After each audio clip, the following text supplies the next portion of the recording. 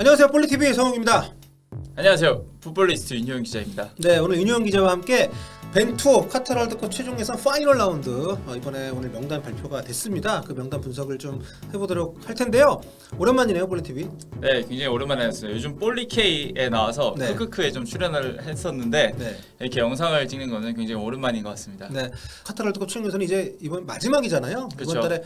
마무리가 됩니다. 최종 예선의 최종 라운드 이란전 또 아랍에미리트전 이렇게 두 경기 상당히 쉽지 않은 일정인데 그 일정 상대 팀들의 어떤 그 부담스러운 면모와는 다르게 우리가 좀 편하게 네. 지금 두 경기를 기다리고 있습니다. 이렇게 최종 예선 마지막 라운드를 부담 없이 보게 되는 게 정말 얼마 만인지 모르겠어요. 그러니까요. 네, 브라질 월드컵 또 러시아 월드컵 진짜 그 본선에 진땀 흘리면서 거의 뭐 감독님들도 바뀌고 뭐 거의 가네 못 가네 하면서 갔기 때문에 순위도 보시면은 2위이긴 합니다만 네. 좀 그 아래에 있는 팀들하고 상당히 격차가 많이 벌어져 있는 굉장히 순조로운 최종 예선이었어요. 네, 그렇습니다. 이번에는 8경기 만에 좀 본선행을 확정을 했죠. 네, 굉장히 일찌감치 확정을 하게 됐는데 그래도 벤투 감독은 남은 두 경기에서 여기서 만족할 수 없다. 조 1위를 탈환하겠다. 이런 출사표를 던졌습니다. 모든 도전에는 또 목표가 필요하기 때문에 이번 두 경기 어떻게 보면 본선 진출 했으니까 네. 뭐 그냥 새로운 선수를 테스트하고 이렇게 생각할 수도 있지만 벤투 감독은 그렇게 목표를 잡질 않았습니다.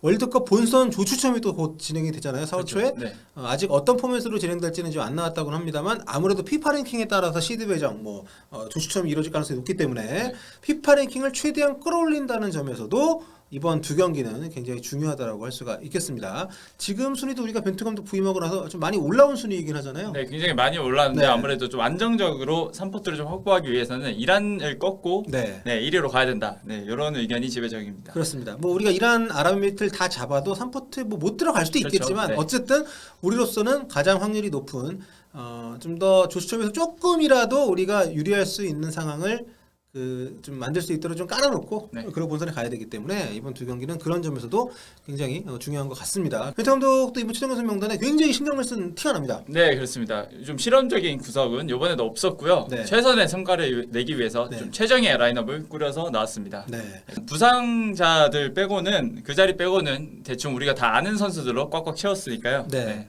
그러면 한 전체 명단 또 이번에는 어떤 특이점이나 주목할 사항이 있는지 살펴보도록 하겠습니다. 자, 이번 3월달 두 경기 있는 최종 라운드 벤투 라인업입니다. 이번에는 25명이 발탁이 됐는데요. 포지션별로 좀 먼저 쭉 살펴볼 텐데 골키퍼는 역시 이번에도 4명. 처음에 4명 뽑을 때는 뭐 특히 기자들이 불만이 많았어요. 네. 근데 이제는 4명이 기본이 됐습니다. 하지만 소폭의 변화가 있죠. 네, 그렇습니다. 꾸준히 발탁됐던 구성윤 선수가 빠지고 이번엔 제주의 김동준 선수가 모처럼 포함이 됐습니다. 네. 2018년 1월 터키 전지훈련 이후 무려 4년 만에 대표팀에 발탁이 됐다고 하는데요. 벤투호 체제에서는 또 처음입니다. 왜냐하면 네. 벤투 감독님이 2018년 여름에 부임하셨죠. 예, 그렇죠. 네, 그러니까 벤투호 체제에선 첫 발탁이라고 보시면 되고요. 이 선수가 올 시즌 앞두고 대전에서 제주로 이적하면서 K리그 1 선수가 됐습니다. 제주에서도 굉장히 활약이 좋은데요. 네. 첫 경기에서는 좀 부상이 발생하면서 전반전이 끝나고 빠졌거든요. 그때는 1실점을 딱 내줬고 나머지 4경기에서는 무실점으로 모두 클린시트를 기록을 했습니다. 네, 굉장히 좋은 기록이죠. 네. 아마도 벤투 감독님도 이런 거를 좀 감안을 해서 뽑지 않았나 그런 생각이 듭니다. 네, 이번에 전북도 제주가 또 잡지 않았습니까? 그렇습니다. 네. 그 경기에서도 무실점으로 막아냈습니다. 네. 물론 지금 체제에서 뭐 김승규, 조현우 뭐 이 두 선수가 네. 넘버원, 넘버2를 그렇죠. 다투기 때문에 현재 뭐 기용 가능성이 뭐 높진 않습니다만 어쨌든 굉장히 반가운 얼굴이 골키퍼 라인업에 또 포함이 됐다는 거. 다음은 수비 쪽 보겠습니다. 김영권, 김태환, 그리고 김민재, 권경원, 박지수, 이재익, 윤종규, 김진수, 박민규 이렇게 9명의 선수가 포함이 되는데 새로운 선수들이 수비 라인업이 좀 보입니다. 네. 이재익, 윤종규 두 선수는 뭐 처음은 아니지만 벤투 단골 손님들은 분명 아니었고 수원FC의 박민규 선수 확실히 눈에 띄는 그런 발탁입니다. 벤투 감독이 이 선수들 같은 경우에는 발탁한 이유를 따로 설명을 좀 했죠? 네, 나도 설명을 했습니다. 네. 박민규 선수 같은 경우에는 지난 시즌부터 굉장히 좀 오래 지켜봤다고 해요. 네. 박민규 선수가 지난 시즌에 부산에서 임대 생활을 했거든요. 근데 부산 감독님 또 페레즈 감독님이시잖아요. 네, 아마도 포르투갈. 네, 포르투갈 커넥션이라 해야 되나요? 네. 아마 두 분께서 좀 많이 소통을 했던 걸로 보이고 또 올 시즌에서 초반에 굉장히 활약이 좋은 풀백 중 한 명입니다. 네. 굉장히 스피드도 좋고 공격적인 선수인데 조금 크로스가 아쉬울지라도 이번 시즌에는 수비력도 굉장히 보완이 많이 됐다는 그런 평가를 받고 있고요. 부상당한 홍철 선수를 대체하기 위해서 벤투 감독님이 이번에 뽑은 걸로 알려졌습니다. 강상우 선수를 안 뽑고 이번에 네. 강민규 선수를 뽑았는데 네. 하여튼 이 벤투호의 특징이라면 특징인데 선수들을 발탁하는 26명의 선수들 외에도 풀을 형성을 해놓고 최근 얼마 잘했다고 뽑는 게 아니라 꾸준히 맞습니다. 잘했던 선수들 네. 풀을 구성을 하고 그중에서 하나씩 네, 경험이 맞습니다. 발생할 때마다 뽑는데 이제 박민규 선수도 그 풀에 들어있었다는 얘기를 한 거고요. 네네. 2019년 10월에 한번 뽑힌 적이 있습니다. 네. 벤투호에. 뭐 물론 그때 경기는 뛰지 못했고 훈련만 딱 하고 끝났었는데 좀 왼발 자립이 센터백이라는 게 특징이고 네. 발밑도 괜찮고 피지컬도 준수한 선수입니다. 어쨌든 이랜드 합류 이후에 좀 꾸준하게 경기를 뛰고 있어서 벤투 감독님이 좀 많이 지켜본 걸로 알고 있고 네. 3백 또 4백 뭐 이런 거 안 가리고 다 뛸 수 있는 그런 멀티 자원이기도 합니다. 벤투 감독님 굉장히 네. 멀티 자원 좋아하시잖아요. 그렇죠. 그 네. 벤투 감독이 두 가지가 있죠. 멀티가 되느냐 그리고 정발, 주발이 어디냐. 그쵸. 그러니까 정발, 그러니까 네. 역발. 그러니까 오른쪽에 서는 선수는 오른발을 써야 되고 네. 왼쪽에 서는 선수는 왼발. 뭐 이게 무조건 이걸 벗어나는 선수를 안 뽑는 건 아니지만 네네. 굉장히 선호한다는 거를 좀 확인할 수 있는데 이번에도 이제 김영건 선수가 만약에 이란전에 경고를 받으면 아랍에미리트를 못 나오는 상황이다 그렇죠. 보니까 네네. 이제 김영건 선수를 대체할 수 있는 왼발잡이 센터백으로 이번에 포함이 그렇죠. 그런 거죠? 그 네. 외부적인 상황이 좀 있었는데 공경원 선수 같은 경우에도 J리그에 합류한 지 얼마 되지 않았습니다. 네. 코로나 때문에 아무래도 합류가 좀 늦어졌어요. 네. 그래서 컨디션 체크가 확실히 안 됐다고 합니다. 벤투 감독님도 혹시 공경원이 컨디션이 안 올라오면 그거를 좀 감안해서 네. 이재규를 뽑았다. 이렇게 인터뷰에서 얘기를 했습니다. 그 왼발잡이 센터백 1순위 김영건, 2순위 권경원, 3순위 이재익. 그렇죠. 이런 체제로. 네. 어쨌든 근데 했죠. 어떻게 보면 이재규 선수가 나올 가능성도 충분해 보여요. 굉장히 네. 지금으로서는. 그렇습니다. 이재익 선수가 이제 그 청소년 월드컵 입수 월드컵 때 네. 굉장히 좋은 나락하고 맞습니다. 이번에 정종용 감독이 있는 이랜드에서 지난 시즌부터 뛰고 있는데 네. 이번에 기회를 얻게 될지 좀 주목을 해봐야 될 것 같고 또 종종 발탁이 뭐 좀 됐던 이 윤종규 선수 같은 경우도 네. 엑솔 올 시즌에 이 익스볼 맞습니다. 네. 익스볼에 상당히 중요한 역할을 하고 있는데 이번에 포함이 됐습니다. 네. 이용 선수 대체자로 그렇죠. 들어왔어요. 네, 2020년 11월 오스트리아 원정 평가전 이후로 처음으로 좀 발탁이 됐습니다.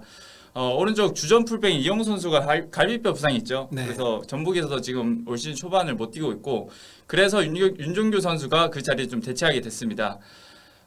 김문환 선수도 리스트에 있었겠지만 최근에 좀 컨디션 난조도 있었고 지난 네. 겨울에 훈련소 다녀오고 12월 9일에 끝났어요. 네. 그 이후에 또 휴가를 다녀오고 그래서 미국을 복귀를 한 지 얼마 되지가 않았습니다. 한 경기밖에 못 뛰었고 아무래도 경기 감각을 좀 고려해서 윤종규 선수를 발탁을 한 것 같고요. 네. 이 선수 특징으로는 이 선수 굉장히 많이 뛰는 선수이고 또 스피드도 있습니다. 네. 익스볼 그러니까 안익수 감독 체제에서는 인버티드 풀백이라고 하죠. 그렇죠. 좀 네. 중앙까지 좀 침투를 해서 때로는 공격 안에 페널티 박스 안까지 들어가서 좀 공격 가담도 굉장히 활발하게 하는 선수입니다. 그렇죠. 그러니까 소속팀 전술적인 걸로 봤을 때 지금 벤투 감독이 쓰는 선수랑도 차이가 있죠. 네, 차이는 있습니다. 하지만 네. 기본적으로 뭐 컨디션이 좋다는 평가를 그렇죠. 받고 경기 있는 감각이 것 같아요. 좋고 많이 뛰는 선수다. 헌신적인 선수다. 그런 점이 아마 벤투 감독님이 고려를 한 게 아닐까 생각합니다. 네, 자 이렇게 수비 쪽에 새로운 선수들 과연 출전할 수 있을지 봐야겠습니다만 좀 한번 검토를 해봤고요. 자 미드필드 쪽에는 이제 백승호, 송민규, 손흥민, 황희찬, 정우영, 이재성, 정우영, 김진규, 권창훈, 나상호 이렇게 포함이 됐고 네. 공격수도 묶어서 보겠습니다. 뭐 두 명이니까 네네. 황희조 선수하고 이제 조규성 선수 공격수 쪽에 이렇게 해서 미드필드 공격수 통틀어서 12명 포함이 됐는데 중원에서는 그 벤투호의 중심 황인범 선수 부재가 좀 눈에 띄네요. 맞습니다. 황인범 선수가 최근에 발가락 골절상을 좀 당했죠. 한 달 정도 됐는데 아직 경기를 또 못 뛰고 있고 또 러시아의 그런 상황들이 있지 않습니까? 그렇죠. 네. 그래서 경기 감각도 네. 안 올라오고 부상도 있어서 이번에 발탁이 되지 않았고 그 자리를 좀 김진규 선수가 새롭게 발탁이 됐습니다. 네, 겨울 우리 그 전지훈련 때 굉장히 네. 돋보였었던 그렇죠. 네, 김진규 네. 선수. 김진규 선수가 그때 첫 발탁된 선수 5명 중에서 유일하게 남아서 최종 예선까지 다 치르는 선수거든요. 네, 그렇죠. 그런데 이번에까지 발탁이 됐다는 거는 벤투 감독님으로부터 어느 정도 인정을 받았다. 네, 신뢰를 받고 있다. 좀 그렇게 생각을 해도 될 것 같고요. 이게 그러니까 최종 예선이지만 지금 월드컵 본선이 한 8개월밖에 안 남았기 때문에 네네. 지금부터는 최종 라인업에 들어가느냐를 또 우리가 그렇죠. 생각해야 되거든요. 네. 김진규 선수 같은 경우는 굉장히 지금 치고 올라오고 있는 그런 상황입니다. 뭐 경기 보신 분들도 아시겠지만 김진규 선수나 황인범 선수나 굉장히 특징이 좀 비슷한 점이 네. 있잖아요. 두 선수 모두 전방으로 굉장히 침투 패스나 킬 패스를 찔러 넣을 수 있는 그런 능력이 있는 선수들이고 김진규 같은 경우에는 드리블도 좋고 네. 또 전방으로 직접 침투해서 골까지 관여할 수 있는 선수이기 때문에 이번에 황인범 선수를 대신해서 좀 투입이 될지 굉장히 주목하게 하는 선수입니다. 김준규 선수가 이제 기회를 받게 된다면 황인범 선수의 자리를 어떻게 또 메울 것인지 이게 또 기대가 되는 면이 분명히 좀 있고요. 일단 이동경, 이동준 선수 같은 경우는 이제 지금 유럽 간지 얼마 안 됐는데 네. 각각 다른 이유로 빠지는 거죠. 네, 그렇죠. 이동경 선수는 유럽 갔다가 발등뼈 골절상을 좀 입으면서 사실 이번 시즌은 좀 복귀가 어렵다 이런 얘기까지 나오고 있고 그래서 이번 명단에도 좀 빠지게 됐습니다. 이동준 선수는 가서 아주 험난한 좀 주전 경쟁 네. 또 잔류 경쟁을 좀 치르고 있는 상황이죠. 네, 그래서 이동준 선수 같은 경우에도 울산에 있을 때보다는 지금 현 소속팀인 헤르타에서 좀 많이 못 뛰고 있기 때문에 아무래도 출전 시간 이런 걸 좀 감안을 해서 벤투 감독이 이번에 빼신 게 아닐까 생각합니다. 네, 자 그리고 이강인, 이승우 이 네. 두 선수 같은 경우에는 뭐 이제 대표팀에 워낙 오랫동안 안 발탁되고 있어가지고 네. 굳이 지금 언급을 안 해도 되긴 합니다만 팬들이 워낙 좀 기대를 많이 하고 계셔서 네. 근데 사실 소속팀에서 일단 좀 확실하게 자리를 잡는 게 좀 필요한 상황인 건 맞죠? 네, 맞습니다. 좀 간단하게 설명만 하면 이강인 선수는 최근에 소속팀에서 조금 주전 경기에서 밀린 감이 있습니다. 네. 그래서 출전 시간도 좀 줄었고 그런 부분 때문에 아마 더 가능성이 좀 없어 보였고요. 이승우 선수 같은 경우에는 합류하고 계속 교체로 출전하면서 네, 수원 FC. 몸을 끌어올리고 있었죠. 또 지난 강원전에서는 선발로 출전을 했었는데요. 그래도 아직은 아니다. 네, 그런 의견이 지배적입니다. 네, 나상호 선수 반갑습니다. 자, 사실 나상호 선수는 뭐 실력 때문이 아니라 경기 외적인 이유 때문에 대표팀 발탁이 좀 안 됐었는데 맞습니다. 그 봉사활동 문제가 좀 해결이 된 거죠?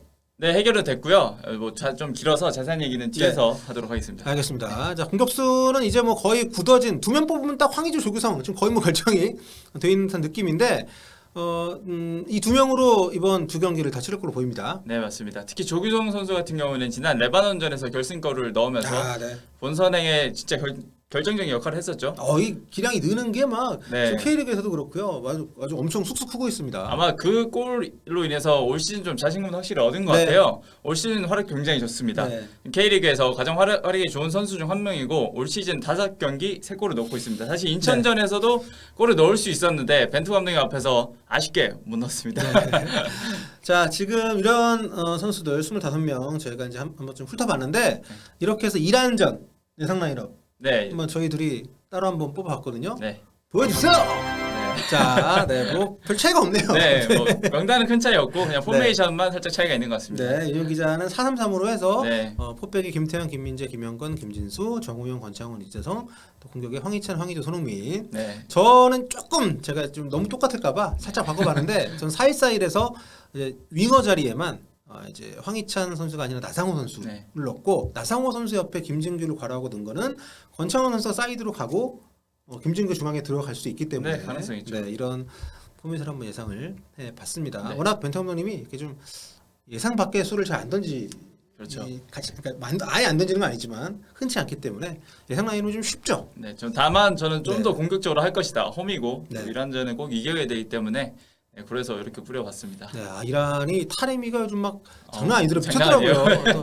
이란 이번에 물론 이란이 굉장히 좀 잘하는 팀이지만 한번 시원시원한 경기 한번 해봤으면 좋겠고 아까 뒤로 밀어놨던 얘기를 잠깐 좀 해보죠. 네. 나상호 선수. 네, 나상호 선수 같은 경우에는 아시안 게임 금메달을 받으면서 병력 특례를 받았는데 채워야 되는 봉사 시간이 있거든요. 네. 그걸 다 채우지 못해서 지난 원정 경기가 그러니까 출국이 안 되는 거죠. 그렇죠. 병역을 네. 마치지 못한 것이기 때문에 그렇죠. 출국을 못하니까 해외 원정을 못 나가는 선수를 뽑을 네. 수가 없잖아요. 그래서 그동안 안 뽑혔었습니다. 맞습니다. 그 당시에는 82시간 30분 정도 이수를 했었어요.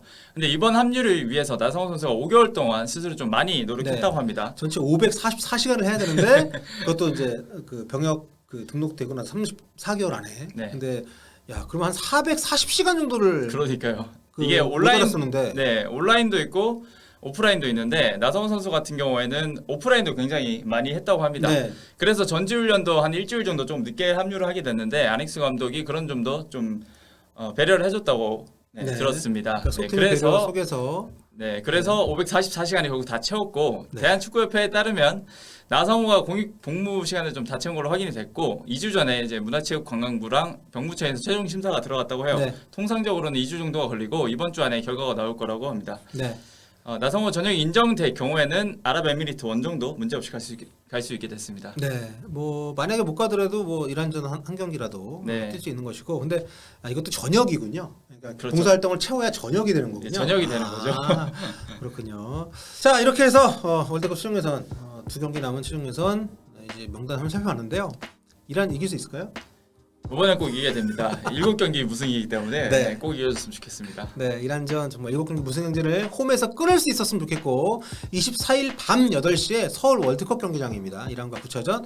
그리고 5일 뒤에 이제 10차전은 아랍에미리트 이제 두바이 원정으로 치러지게 되는데요. 아직 3번 포트 가능성 남아 있기 때문에 벤투 감독도 승점 6점을 따겠다고 선언을 했거든요. 네, 좀 이란전 이긴다면 충분히 가능할 것 같은데 아무튼 좋은 성과 있었으면 좋겠습니다. 자, 오늘 여기까지 네, 하고요. 네, 다음 시간에 또 뵙겠습니다. 안녕히 계세요. 안녕하세요.